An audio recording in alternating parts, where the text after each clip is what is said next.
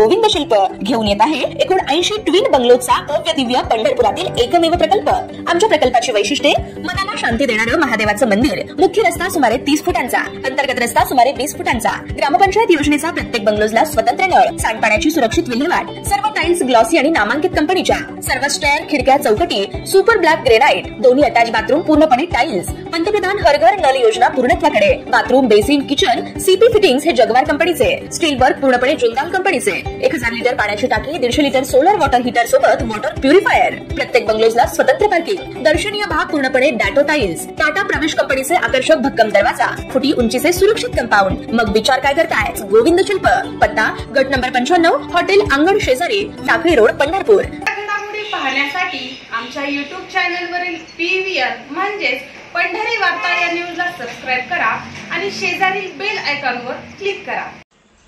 स्वतःच्या बुद्धीचा वापर करून पंढरपूर सिंहगड इंजिनिअरिंग कॉलेजमध्ये अभियांत्रिकीचे शिक्षण घेत असलेल्या विद्यार्थ्यांनी सूर्यापासून मिळणाऱ्या ऊर्जेचा वापर करून सोलर पॅनलच्या माध्यमातून ई सायकलचा शोध लावलाय। ही सायकल वजन 25 किलोची असून यामध्ये Bluetooth indicator, wireless speed meter, upper dipper light, brake light, click switch, lighting sensor, code lock, hub motor, दोन्ही टायरसाठी डिस्क ब्रेक, 5 प्रकारचे हॉर्न, दोन्हीकडे स्टँड, हिच पॉइंट अशा विविध साहित्य वापरून चार्ज करून ही सायकल मेकॅनिकल इंजिनिअरिंग विभागातील सत्यम कापले, लौकिक होले, साहिल इनामदार, सुशांक राऊत, अक्षय मेटकरी, रितेश येलपले, नाना वाघमारे, रोहित खपाले, रघुनाथ कल्ली, दिग्विजय देशमुख, विद्या जमदाडे आणि दिगंता घवाने या 10 विद्यार्थ्यांनी कायझेन नावे ई सायकल तयार केली आहे।